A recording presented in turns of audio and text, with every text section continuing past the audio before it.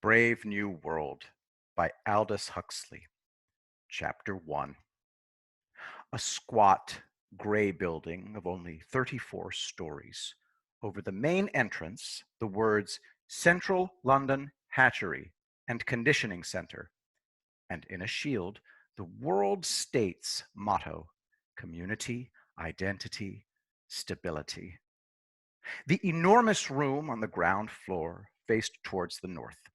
Cold, for all the summer beyond the panes, for all the tropical heat of the room itself, a harsh, thin light glared through the windows, hungrily seeking some draped lay figure, some pallid shape of academic gooseflesh, but finding only the glass and nickel and bleakly shining porcelain of a laboratory, wintriness responded to wintriness.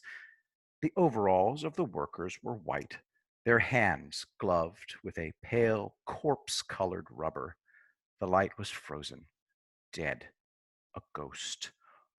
Only from the yellow barrels of the microscopes did it borrow a certain rich and living substance, lying along the polished tubes like butter, streak after luscious streak in long recession down the work tables. And this, the director said, opening the door, is the fertilizing room. Bent over the instruments, 300 fertilizers were plunged as the director of hatcheries and conditioning entered the room. In the scarcely breathing silence, the absent-minded soliloquizing hum or whistle of absorbed concentration. A troop of newly arrived students, very young, pink, and callow, followed nervously, rather abjectly, at the director's heels. Each of them carried a notebook in which, whenever the great man spoke, they desperately scribbled. Straight from the horse's mouth, it was a rare privilege. The DHC for Central London always made a point of personally conducting his new students round the various departments. Just to give you a general idea, he would explain to them, for of course, some sort of general idea they must have if they were to do their work intelligently, though as little of one if they were to be good and happy members of society as possible.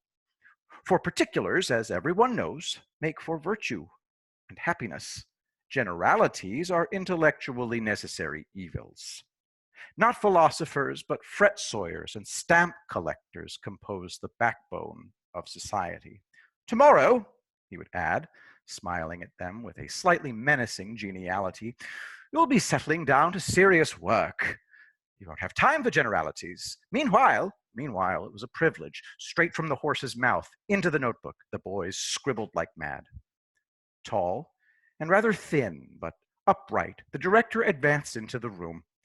He had a long chin and big, rather prominent teeth, just covered, when he was not talking, by his full, floridly curved lips. Old, young, 30, 50, 55? It was hard to say. And anyhow, the question didn't arise. In this year of stability, AF 632, it didn't occur to you to ask it. I shall begin at the beginning, said the DHC, and the more zealous students recorded his intention in their notebooks. Begin at the beginning. These, he waved his hand, are the incubators. And opening an insulated door, he showed them racks upon racks of numbered test tubes.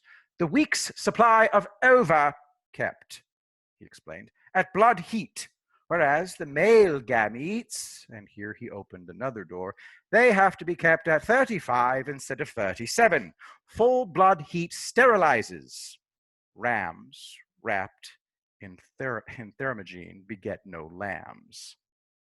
Still leaning against the incubators, he gave them, while the pencils scurried illegibly across the pages, a brief description of the modern fertilizing process. Spoke first, of course, of its surgical introduction. The operation undergone voluntarily for the good of society, not to mention the fact that it carries a bonus amounting to 6 months' salary. Continued with some account of the technique for preserving the excised ovary alive and actively developing. Passed on to a consideration of optimum temperature, salinity, viscosity.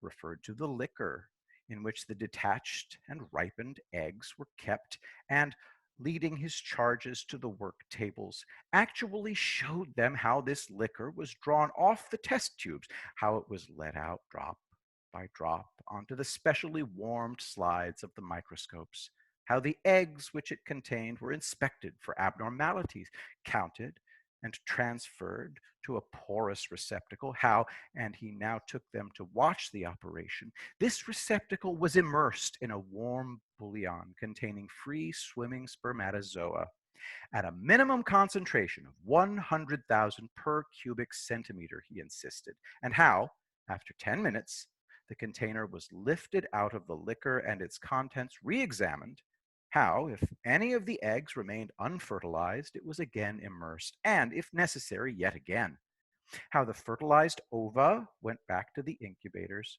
where the alphas and betas remained until definitely bottled, while the gammas, deltas, and epsilons were brought out again after only 36 hours to undergo Bokanovsky's process.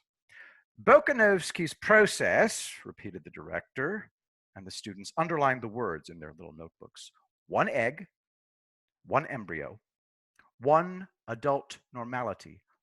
But a Bokanovskified egg will bud, will proliferate, will divide from 8 to 96 buds, and every bud will grow into a perfectly formed embryo, and every embryo into a full-sized adult, making 96 human beings grow where only 1 grew before.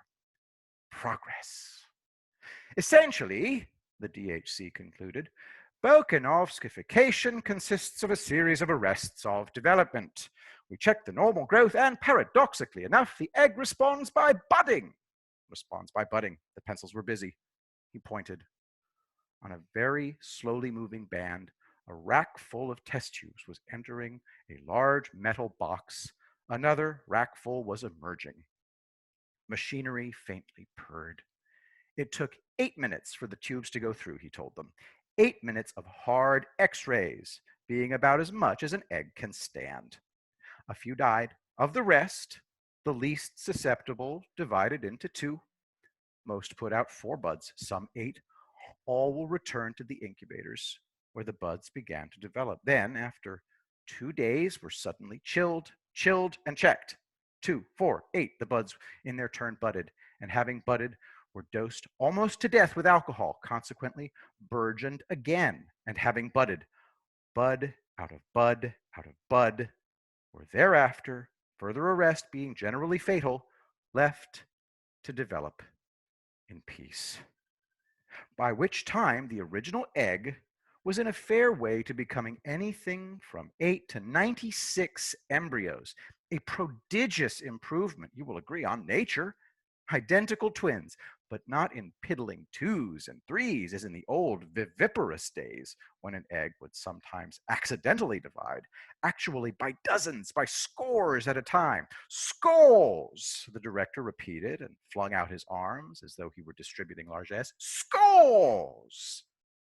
But one of the students was fool enough to ask where the advantage lay.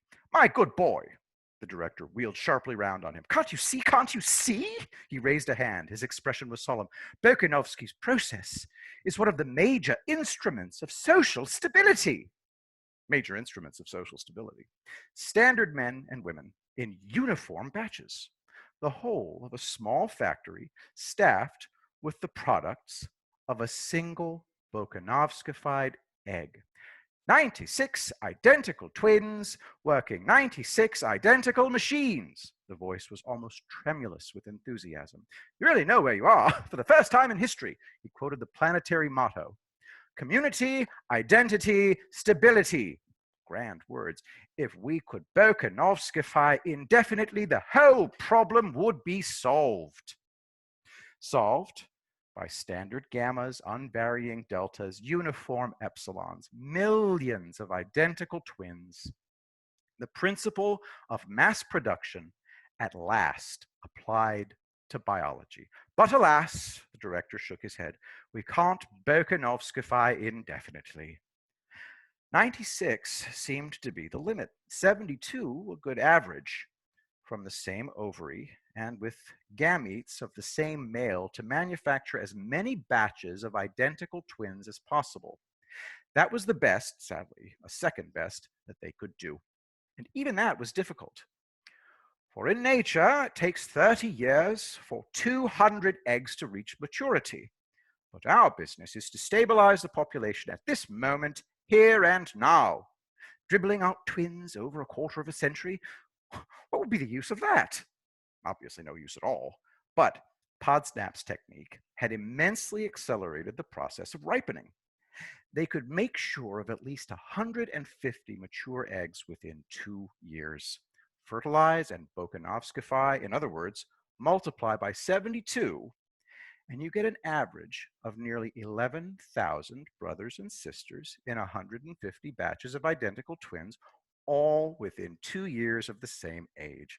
And in exceptional cases, we can make one ovary yield us over 15,000 adult individuals. Beckoning to a fair-haired, ruddy young man who happened to be passing at the moment, "Mr. Foster," he called. The ruddy young man approached. "Can you tell us a record for a single ovary, Mr. Foster?" 16,012 in this center, Mr. Foster replied without hesitation. He spoke very quickly, had a vivacious blue eye, and took an evident pleasure in quoting figures. 16,012 in 189 batches of identicals. Well, of course, we've done much better, he rattled on. In some of the tropical centers, Singapore has often produced over 16,500, and Mombasa has actually touched the 17,000 mark. But then they have unfair advantages. You should see the way a Negro ovary responds to pituitary. It's quite astonishing when you're used to working with European material. Still, he added with a laugh, but the light of combat was in his eyes and the lift of his chin was challenging. Still, we mean to beat them if we can. I'm working on a wonderful Delta Minus ovary at the moment, only just 18 months old, over 12,700 children already, either decanted or in the embryo and still going strong. We'll beat them yet. That's the spirit I like, cried the director and clapped Mr. Foster on the shoulder. Come along with us. Give these boys the benefit of your expert knowledge. Mr. Foster smiled modestly. With pleasure. They went. In the bottling room, all was harmonious bustle and ordered activity. Flaps of fresh sow's peritoneum, ready cut to the proper size, came shooting up in little lifts from the organ store in the sub-basement. Whiz and then click! The lift hatches hew open. The bottle liner had only to reach out a hand, take the flap, insert, smooth down, and before the lined bottle had had time to travel out of reach along the endless hand, whiz, click! Another flap of peritoneum had shot up from the depths, ready to be slipped into yet another bottle, the next of that slow, interminable procession on the band. Next to the liners stood the matriculators. The procession advanced. One by one, the eggs were transferred from their test tubes to larger containers. Deftly, the peritoneal lining was slit, the morula dropped into place, the saline solution poured in, and already the bottle had passed, and it was the turn of the labelers. Heredity, date of fertilization, membership of Bokanovsky Group, details were transferred from test tube to bottle. No longer anonymous, but named, identified, the procession marched slowly on, and through an opening in the wall, slowly into the social predestination room. 88 cubic meters of card index, said Mr. Foster with relish as they entered, containing all the relevant information, added the director, brought up to date every morning and coordinated every afternoon on the basis of which they make their calculations. So many individuals of such and such quality, said Mr. Foster, distributed in such and such quantities, the optimum decanting rate is given moment. Unforeseen wastages promptly made good. Promptly, repeated Mr. Foster. If you knew what amount of overtime I had to put in that last Japanese earthquake. He laughed good-humoredly and shook his head. The predestinators send in their figures to the fertilizers, who give them the embryos they ask for, and the bottles come in here to be predestined in detail, after which they are sent down to the embryo store, where we are now to proceed ourselves. And opening a door, Mr. Foster led the way down a staircase into the basement. The temperature was still tropical. They descended into a thickening twilight. 2 doors and a passage with a double turn ensured the cellar against any possible infiltration of the day. Embryos are like photograph film, said Mr. Foster waggishly as he pushed open the second door. They can only stand red light. And in effect, the sultry darkness into which the students now followed him was visible and crimson, like the darkness of closed eyes on a summer's afternoon. The bulging flanks of row on receding row and tier above tier of bottles glinted with innumerable rubies, and among the rubies moved the dim red specters of men and women with purple eyes and all the symptoms of lupus. The hum and rattle of machinery faintly stirred the air. Give them a few figures, Mr. Foster, said the director, who was tired of talking. Mr. Foster was only too happy to give them a few figures. 220 meters long, 200 wide, 10 high. He pointed upwards. Like chickens drinking, the students lifted their eyes towards the distant ceiling. 3 tiers of racks. Ground floor level, first gallery, second gallery. The spidery steelwork of gallery above gallery faded away in all directions into the dark. Near them, 3 red ghosts were busily unloading demijohns from a moving staircase. The escalator from the social predestination room. Each bottle could be placed on one of 15 racks. Each rack, though you couldn't see it, was a conveyor traveling at the rate of 33 1/3 centimeters an hour. 267 days at 8 meters a day, 2,136 meters in all. 1 circuit of the cellar at ground level, 1 on the first gallery, half on the second, and on the 267th morning, daylight in the decanting room. Independent existence, so called. But in the interval, Mr. Foster concluded, we've managed to do a lot to them. Oh, a very great deal. His laugh was knowing and triumphant. That's the spirit I like, said the director once more. Let's walk around. You tell them everything, Mr. Foster. Mr. Foster duly told them of the growing embryo on its bed of peritoneum, made them taste the rich blood surrogate on which it fed, explained why it had to be stimulated with placentin and thyroxin, told them of the corpus luteum extract, showed them the jets through which, at every 12th meter from 0 to 2040, it was automatically injected, spoke of those gradually increasing doses of pituitary administered during the final 96 meters of their course, described the artificial material circulation installed in every bottle at meter 112, showed them the reservoir of blood surrogate, the centrifugal pump that kept the liquid moving over the placenta and drove it through the synthetic lung and waste product filter, referred to the embryo's troublesome tendency to anemia, to the massive doses of hog's stomach extract and fetal foal's liver with which, in consequence, it had to be applied, showed them the simple mechanism by means of which, during the last 2 meters out of every 8, all the embryos were simultaneously shaken into familiarity with movement, hinted at the gravity of the so-called trauma of decanting, and enumerated the precautions taken to minimize, by a suitable training of the bottled embryo, that dangerous shock. Told them of the test for sex carried out in the neighborhood of meter 200, explained the system of labeling a T for the males, a circle for the females, and for those who were destined to become free martins, a question mark, black on a white ground. For, of course, said Mr. Foster, in the vast majority of cases, fertility is merely a nuisance. 1 fertile ovary in 1,200.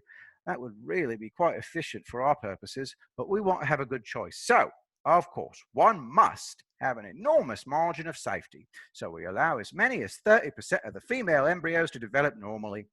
The others get a dose of male sex hormone every 24 meters for the rest of the course. Result: They've decanted as free mountains, structurally quite normal, except they do have the slightest tendency to grow beards, but sterile, guaranteed sterile, which brings us at last, continued Mr. Foster, out of the realm of mere slavish imitation of nature into the much more interesting world of human intervention.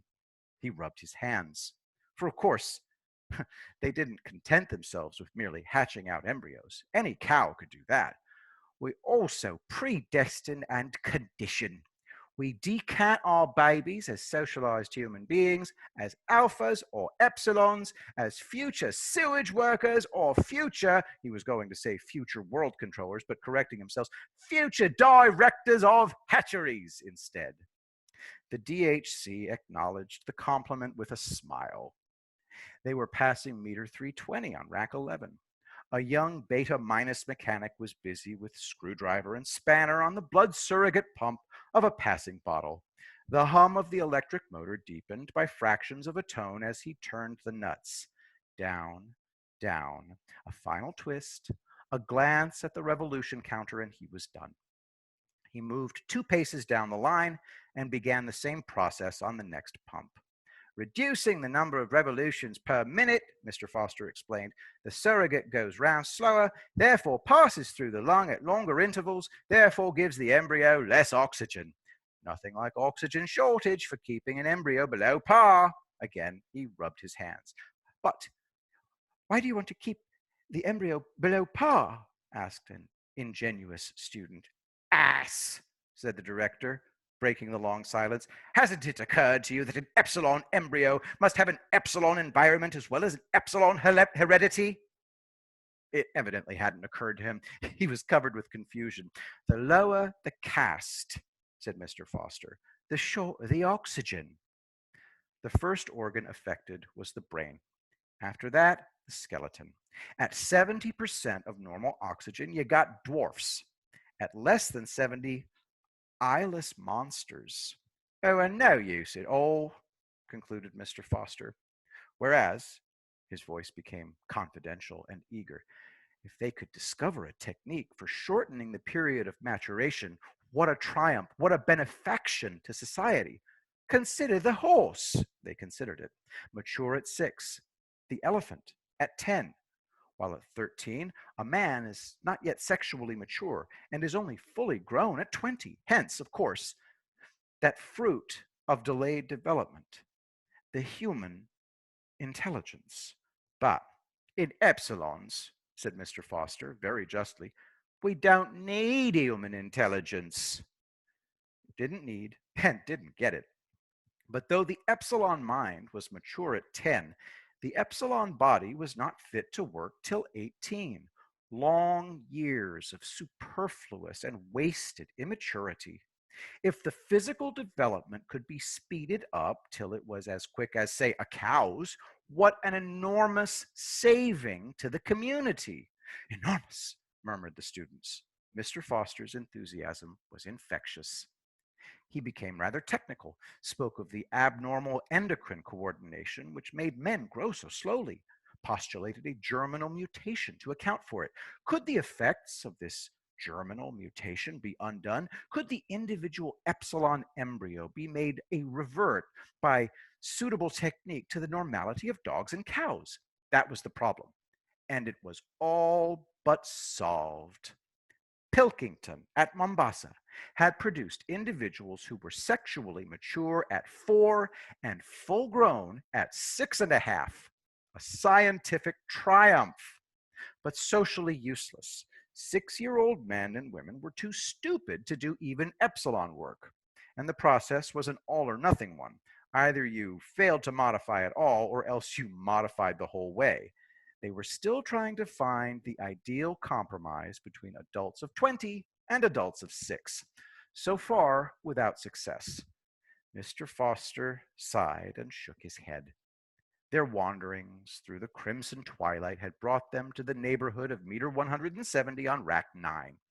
From this point onwards, rack 9 was enclosed, and the bottle performed the remainder of their journey in a kind of tunnel, interrupted here and there by openings 2 or 3 meters wide. Heat conditioning, said Mr. Foster. Hot tunnels alternated with cool tunnels. Coolness was wedded to discomfort in the form of hard x-rays. By the time they were decanted, the embryos had a horror of cold. They were predestined to emigrate to the tropics to be miners and acetate silk spinners and steel workers. Later on, their minds would be made to endorse the judgment of their bodies. We condition them to thrive on heat, concluded Mr. Foster. Our colleagues upstairs will teach them to love it. And that, put in the director sententiously, that is the secret of happiness and virtue liking. What you've got to do. All conditioning aims at that, making people like their unescapable social destiny. In a gap between two tunnels, a nurse was delicately probing with a long, fine syringe into the gelatinous contents of a passing bottle.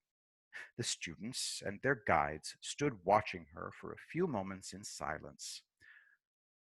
Well, Lenina, said Mr. Foster, when at last she withdrew the syringe and straightened herself up. The girl turned with a start. One could see that, for all the lupus and the purple eyes, she was uncommonly pretty. Henry! Her smile flashed redly at him, a row of coral teeth. Charming, charming, murmured the director, and giving her 2 or 3 little pats, received in exchange a rather deferential smile for himself.